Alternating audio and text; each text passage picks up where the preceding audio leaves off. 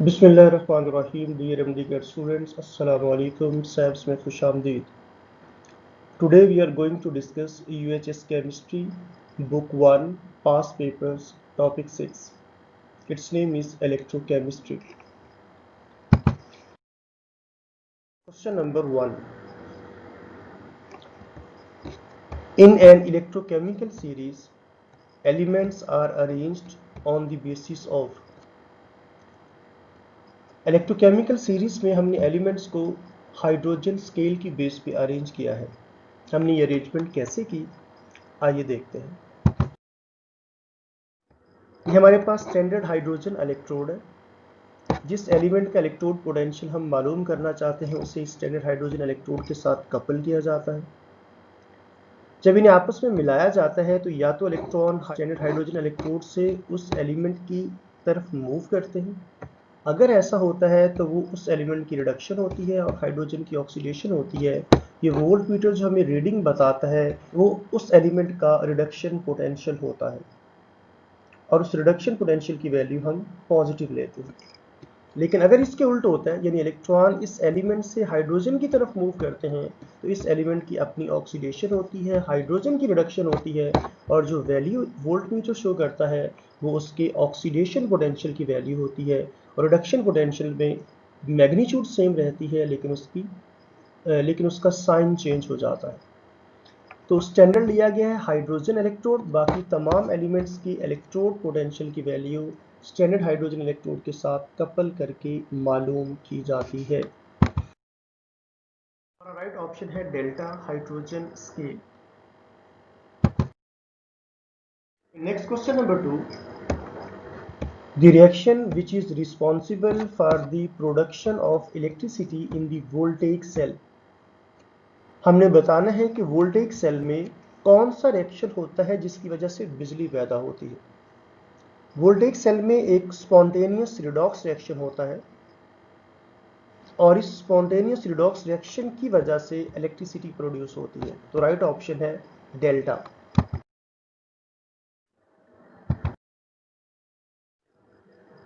Next question number 3. In voltaic cell a salt bridge is used in order to. हम voltaic cell में एक salt bridge use करते हैं। हमसे पूछा गया उसका फंक्शन क्या होता है। आइए पहले इसके फंक्शन को स्टडी करते हैं। ये हमें दो हाफ सेल्स दिखाए गए हैं। लेफ्ट वाले में कॉपर का इलेक्ट्रोड है जिसे कॉपर सल्फेट के सॉल्यूशन में डिप किया गया है। राइट वाले में सिल्वर इलेक्ट्रोड है जिसे सिल्वर नाइट्रेट के सॉल्यूशन में डिप किया गया है। इन दोनों सॉल्यूशन को सॉल्ट ब्रिज के थ्रू कनेक्ट किया गया है। हमसे पूछा गया है सॉल्ट ब्रिज का फंक्शन क्या होता है। जब हम इन दोनों को कनेक्ट करते हैं तो इलेक्ट्रोकेमिकल सीरीज में कॉपर ऊपर है और सिल्वर नीचे है। और हम जानते हैं कि ऊपर वाला एलिमेंट जो है ये इलेक्ट्रॉन डोनेट करता है नीचे वाले एलिमेंट को, और जो इलेक्ट्रॉन डोनेट करता है उसकी अपनी ऑक्सीडेशन होती है। यानी कॉपर इलेक्ट्रोड की यहाँ पे ऑक्सीडेशन होगी और वो इलेक्ट्रोड जहाँ पे ऑक्सीडेशन हो उसे हम एनोड कहते हैं। यहाँ से इलेक्ट्रॉन माइग्रेट करके यहाँ पहुँचेंगे और यहाँ की जो सिल्वर आयन्स हैं इन इलेक्ट्रॉन को एक्सेप्ट करने के बाद इस सरफेस पे डिपॉजिट हो जाएंगे। अब कॉपर का एक एटम दो इलेक्ट्रॉन को लूज करने के बाद क्यूप्रिक आयन बन के सोल्यूशन में आ जाए। इससे पहले ये सोल्यूशन न्यूट्रल था लेकिन अब इस पे पॉजिटिव चार्ज आ चुका है। ये सोल्यूशन भी पहले न्यूट्रल था। जब ये सिल्वर आयन्स यहाँ से जाके इलेक्ट्रॉन कनेक्ट कर लेंगे और इस सरफेस पे डिपॉजिट हो जाएंगे तो इधर पॉजिटिव चार्ज कम हो जाएगा, नेगेटिव चार्ज ज़्यादा हो जाएगा। यानी ये दोनों सोल्यूशन न्यूट्रल नहीं रहेंगे। इधर नेट पॉजिटिव चार्ज आएगा और इधर नेट नेगेटिव चार्ज आएगा। जब ऐसा हो जाएगा तो ये करंट का फ्लो रुक जाएगा, इलेक्ट्रिसिटी प्रोड्यूस होना बंद हो जाएगी। अगर हम चाहते हैं कंटिन्यूसली इलेक्ट्रॉन फ्लो करते रहें तो उसके लिए ज़रूरी है कि दोनों सॉल्यूशन न्यूट्रल रहें, और सॉल्ट ब्रिज का यही फंक्शन होता है, ये दोनों सॉल्यूशन को न्यूट्रल करती है। इस मकसद के लिए इस सॉल्ट ब्रिज के अंदर जो हमने आयोनिक कंपाउंड लिया होता है जैसा कि पोटेशियम नाइट्रेट या पोटेशियम क्लोराइड वगैरह, इसकी आयंस माइग्रेट करके, यानी इधर चूंकि नेगेटिव चार्ज ज़्यादा हुआ था तो कैटाइन इधर आ जाएंगे और इधर चूंकि नेट पॉजिटिव चार्ज हुआ था तो एनाइन इधर आ जाएंगे। एक तो इसके आयंस भी माइग्रेट करेंगे, दूसरा इधर से जो एक्स्ट्रा नेगेटिव आयंस ज़्यादा हो गए नाइट्रेट आयन, सॉल्ट ब्रिज इन्हें यहाँ से उठाएगा और इन्हें इधर फेंक देगा ताकि दोनों सॉल्यूशन न्यूट्रल रहें और कंटिन्यूसली वायर में करंट फ्लो करता रहे। तो सॉल्ट ब्रिज का काम क्या है? दोनों सॉल्यूशंस को न्यूट्रल रखना। ये सॉल्ट ब्रिज आयंस को ट्रांसफर करती है, दोनों सॉल्यूशन को आपस में मिक्स नहीं होने देती, ताकि मुसलसल इलेक्ट्रॉन एक्सटर्नल सर्किट में मूव करते रहें। ये दूसरा सेल, इसमें भी यही बात एक्सप्लेन की गई है। ये वाला जिंक इलेक्ट्रोड है, इधर कॉपर इलेक्ट्रोड है। हमें पता है जिंक का रिडक्शन पोटेंशियल की वैल्यू कॉपर से कम होती है, ऑक्सीडेशन पोटेंशियल की वैल्यू ज़्यादा होती है, तो जिंक इलेक्ट्रॉन को लूज करके कैटाइन बनाए और क्यूप्रिक आयन यहाँ से इलेक्ट्रॉन को एक्सेप्ट कर लेंगे। इधर नेट नेगेटिव चार्ज आएगा, इधर नेट पॉजिटिव चार्ज आएगा। सॉल्ट ब्रिज क्या करेगा? यहाँ से सल्फेट आयन को उठा के लेफ्ट साइड पे भेज देगा, ताकि दोनों सॉल्यूशन न्यूट्रल रहें और कंटिन्यूसली इलेक्ट्रॉन एक्सटर्नल सर्किट में फ्लो करता है। तो हमारी राइट ऑप्शन है डेल्टा। सॉल्ट ब्रिज का फंक्शन क्या है? Allow movement of ions between two cells. Next, question number 4. In all oxidation reactions, atoms of an element in a chemical species lose electrons and increase their oxidation state. जब भी कोई element electron को loose करता है तो उसका oxidation state उतना ही increase हो जाता है जितने वो इलेक्ट्रॉन्स को लूज करता है। तो right option must be alpha.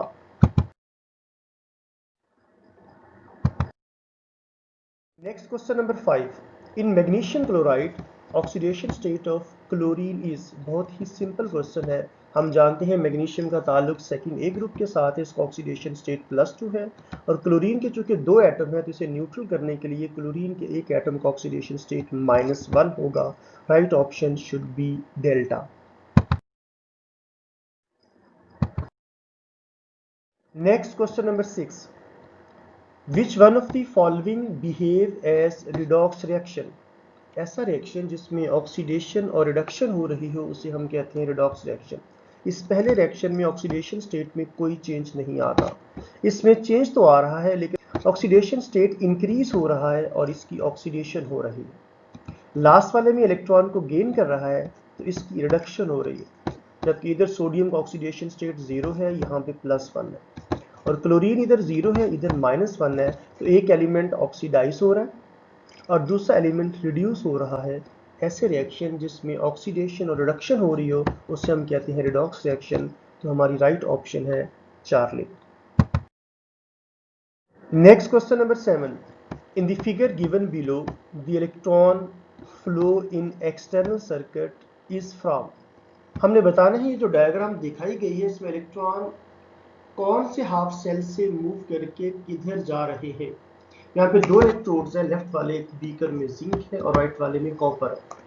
हम जानते हैं इलेक्ट्रोकेमिकल सीरीज में जिंक ऊपर है और कॉपर नीचे है, और ऊपर वाला एलिमेंट नीचे वाले को इलेक्ट्रॉन डोनेट करता है। तो जिंक इलेक्ट्रॉन डोनेट करेगा, जिंक की ऑक्सीडेशन होगी, और कॉपर इलेक्ट्रॉन गेन करेगा। यहाँ पे जो क्यूप्रिक आयंस है वो इलेक्ट्रॉन गेन करेंगे और इसकी रिडक्शन होगी। तो इलेक्ट्रॉन किधर फ्लो करेंगे? Zinc to copper electrode. Right option should be alpha.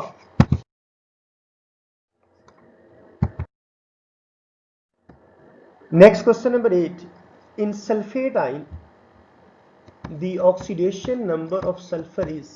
बहुत ही आसान था, हमने सल्फेट आयन में सल्फर का ऑक्सीडेशन स्टेट बताना है तो हम इसे कैलकुलेट कर लेते हैं।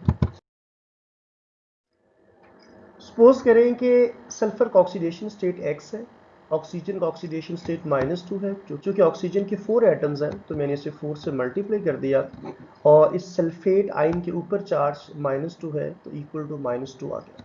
इसे सॉल्व करें, ये -8 इधर जाके +8 हो जाएगा, 8 में से 2 को माइनस करूंगा तो आंसर आएगा +6। Right option is delta. Next question number 9. Coinage metal copper, Ag and Au are the least reactive because they have। ये लीस्ट रिएक्टिव मेटल है, इसकी वजह क्या है? ये इलेक्ट्रोकेमिकल सीरीज में तकरीबन बॉटम पे पाई जाती है। इनके रिडक्शन पोटेंशियल की वैल्यू बहुत ज़्यादा होती है और ऑक्सीडेशन पोटेंशियल की वैल्यू बहुत कम होती है।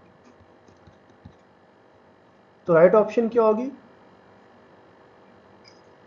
पॉजिटिव रिडक्शन पोटेंशियल और नेगेटिव ऑक्सीडेशन पोटेंशियल, ये दोनों ऑप्शन ही ठीक है। यूएचएस में ऐसे ही क्वेश्चन आया था, इसकी दोनों ऑप्शन ही ठीक है। इनके पॉजिटिव रिडक्शन पोटेंशियल की वैल्यू ज़्यादा होती है और नेगेटिव ऑक्सीडेशन पोटेंशियल की वैल्यू कम होती है। देखिए मैंने नीचे मेंशन किया है, this is actual question given in UHS and option C could also be the answer, but according to book it's answer is positive reduction potential. Next question number 10, study the following facts.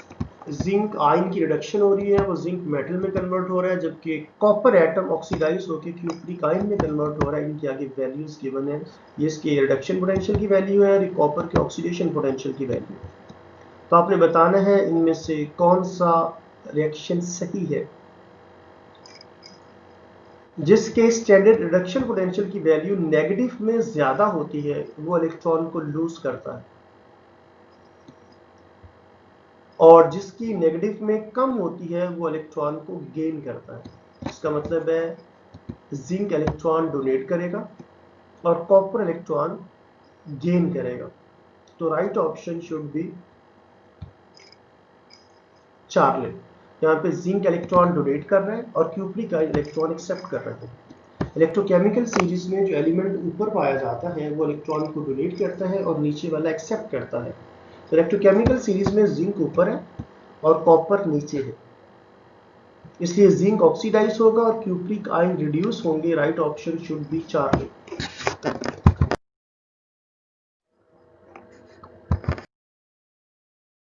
Next question number 11, keeping in mind the electrode potential which one of the following reactions is feasible. हमें बताना है कौन सा reaction है जो feasible है। वही बात जो भी मैंने बताई, इलेक्ट्रोकेमिकल सीरीज में जो ऊपर वाला एलिमेंट है वो इलेक्ट्रॉन डोनेट करता है और नीचे वाला एक्सेप्ट करता है। या दूसरे अल्फाज में जो इलेक्ट्रोकेमिकल सीरीज में एलिमेंट ऊपर है वो अपने से नीचे वाले एलिमेंट को डिस्प्लेस कर सकता है किसी कंपाउंड में से, लेकिन नीचे वाला ऊपर वाले को डिस्प्लेस नहीं कर सकता। ये कॉपर इलेक्ट्रॉन दे रहे हैं जिंक को, जबकि कॉपर इलेक्ट्रोकेमिकल सीरीज में नीचे है और जिंक ऊपर है, तो ऐसा मुमकिन नहीं है। इलेक्ट्रोकेमिकल सीरीज में मैग्नीशियम ऊपर है और जिंक नीचे है, तो नीचे वाला ऊपर वाले को डिस्प्लेस नहीं कर सकता, ये रिएक्शन भी पॉसिबल नहीं है। आयरन इलेक्ट्रोकेमिकल सीरीज में, ये जो फेरस की फॉर्म में है यहाँ पे, ये इलेक्ट्रोकेमिकल सीरीज में ऊपर है और कॉपर नीचे है, तो ये इसे डिस्प्लेस कर सकता है। या दूसरे अल्फाज में ऊपर वाला एलिमेंट नीचे वाले को इलेक्ट्रॉन दे सकता है, तो ये Fe अपने 2 इलेक्ट्रॉन Cu+2 को देगा। ये 2 इलेक्ट्रॉन गेन करने के बाद कॉपर मेटल में कन्वर्ट हो जाएगा, जबकि आयरन फेरस में कन्वर्ट होकर Fe+2 बनाएगा। तो ये रिएक्शन फिजिबल है, जबकि ये वाला रिएक्शन भी फिजिबल नहीं है। तो right option should B Charlie.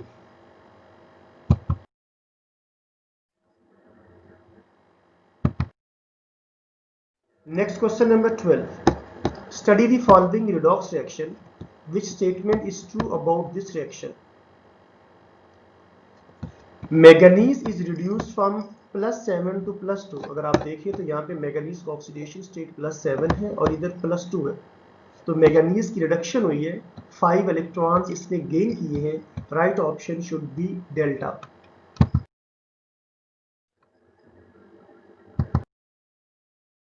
Next question number 13, diagram shows a galvanic cell, the current will flow from. हमने बताना है कि करंट कौन से हाफ सेल से फ्लो करके किधर जा रहा है। यहाँ पे कॉपर मेटल है और इधर हाइड्रोजन है। हम जानते हैं इलेक्ट्रोकेमिकल सीरीज में हाइड्रोजन ऊपर है और कॉपर मेटल नीचे है, इसका मतलब है हाइड्रोजन इलेक्ट्रॉन लूज करेगा, तो हाइड्रोजन से इलेक्ट्रॉन फ्लो करके कॉपर की तरफ जाएंगे, हाइड्रोजन की ऑक्सीडेशन होगी और कॉपर की रिडक्शन होगी। तो right option should be alpha, hydrogen electrode to copper electrode.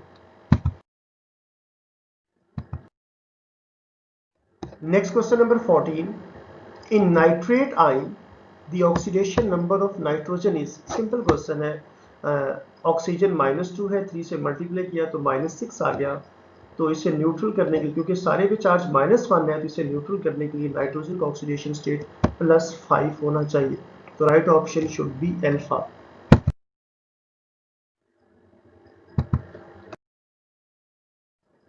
Next question number 15, the E0 value of standard copper half cell is 0.34 volts measured when it is connected with She. She stands for standard hydrogen electrode. In this case, the half reactions taking place at She is, हमने बताना है कि जब copper को hydrogen के साथ couple किया जाता है तो हाइड्रोजन इलेक्ट्रोड पे कौन सा रिएक्शन होता है। पीछे वाला क्वेश्चन भी ऐसा ही था, मैंने बताया हाइड्रोजन इलेक्ट्रॉन लूज करता है। जब हाइड्रोजन गैस इलेक्ट्रॉन को लूज करेगी तो वो प्रोटॉन बनाएगी जो एक्वस सॉल्यूशन में आ जाएगी, और दो हाइड्रोजन, एक मॉलिक्यूल के अंदर हाइड्रोजन के दो एटम्स होते हैं, तो एक एटम एक इलेक्ट्रॉन लूज करता है, दो एटम दो इलेक्ट्रॉन लूज करेंगे, दो प्रोटॉन बनाएंगे, हाइड्रोजन एक्वस मीडियम में प्रोटॉन की शक्ल में आ जाएगा। तो right option should B Charlie. ये इसकी जस्टिफिकेशन देख लें। ये कॉपर इलेक्ट्रोड है, इधर स्टैंडर्ड हाइड्रोजन इलेक्ट्रोड है, हाइड्रोजन इलेक्ट्रोकेमिकल सीरीज में ऊपर है, कॉपर नीचे है, तो इलेक्ट्रॉन इस हाइड्रोजन से फ्लो करके इधर जाएंगे और वो हाइड्रोजन इलेक्ट्रॉन डोनेट करने के बाद H पॉजिटिव आयन यानी प्रोटॉन की शक्ल में एक्वस सॉल्यूशन में आ जाएगा। Right option is Charlie. Next question number 16, during space flights astronaut obtained water from. Astronauts space flights के दौरान पानी कहाँ से हासिल करते हैं।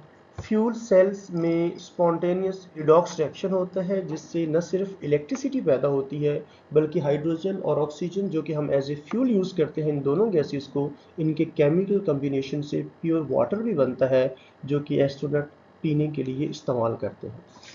Right option should B beta.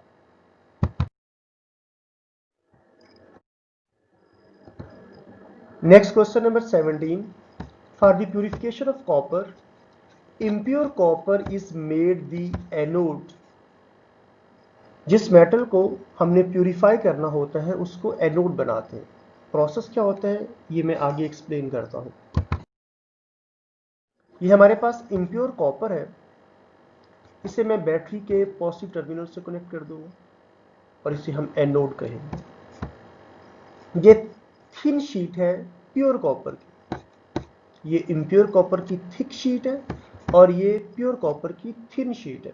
जब हम इन दोनों को कनेक्ट करेंगे वायर के थ्रू तो ये कॉपर इलेक्ट्रॉन डोनेट करने के बाद क्यूप्रिक आयन बना के सोल्यूशन में आ जाए।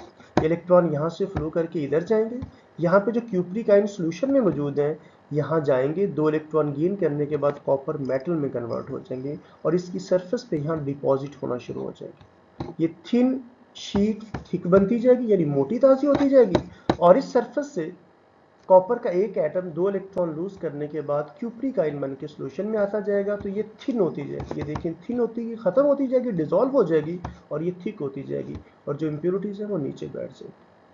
इस तरह हम कोई भी इम्प्योर मेटल लेके उसे एनोड बनाते हैं और प्योर मेटल को कैथोड बनाते हैं। सिमिलरली यहाँ पे देखें ये इम्प्योर कॉपर था, यहाँ कॉपर का एक एटम दो इलेक्ट्रॉन को लूज करेगा और ये इलेक्ट्रॉन यहाँ से माइग्रेट करके इधर जाएंगे। यहाँ पे जो क्यूप्रिक आयंस पड़े हैं ये इन दो इलेक्ट्रॉन को सरफेस पे जाके गेन करने के बाद कॉपर मेटल बनेंगे और ये सरफेस पे डिपॉजिट होना शुरू हो जाएगी। ये सरफेस थिक होती जाएगी, बड़ी होना शुरू हो जाएगी, जबकि ये डिसॉल्व होना शुरू हो जाएगी और इम्प्योरिटीज यहाँ नीचे सरफेस में पड़ी हो जाएगी। इस तरह कुछ देर के बाद ये सारी डिसॉल्व हो जाएगी और आपको प्योर मेटल इस सरफेस पे मिल जाएगी। राइट ऑप्शन इज बीटा कि जब हम किसी इम्प्योर मेटल को प्यूरिफाई करते हैं तो इम्प्योर मेटल को एनोड बनाया जाता है। Next question number 18, the potential difference of an electrochemical cell is measured by. ऐसा इंस्ट्रूमेंट जो किसी इलेक्ट्रोकेमिकल सेल के पोटेंशियल डिफरेंस को मेजर करता है उसका नाम है voltmeter. Right option is beta. Next question number 19. The standard electrode potential of hydrogen is arbitrarily taken at 298 Kelvin is। हमने हाइड्रोजन के इलेक्ट्रोड की जो वैल्यू फर्ज की है वो है 0.00 वोल्ट और इसे स्टैंडर्ड लिया गया है। दुनिया के बाकी तमाम एलिमेंट्स की इलेक्ट्रोड पोटेंशियल की वैल्यू इससे कपल करके निकाली जाती है। Right option is beta.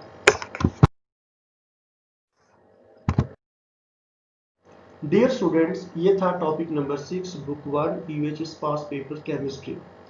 अगर आप तमाम टॉपिक्स के पास पेपर्स की डिस्कशन अटेंड करना चाहते हैं तो मेरे इस यूट्यूब चैनल को सब्सक्राइब करके बेल आइकन को प्रेस करें ताकि जैसे ही ये लेक्चर्स अपलोड हो आपको इसका नोटिफिकेशन मिलता रहे।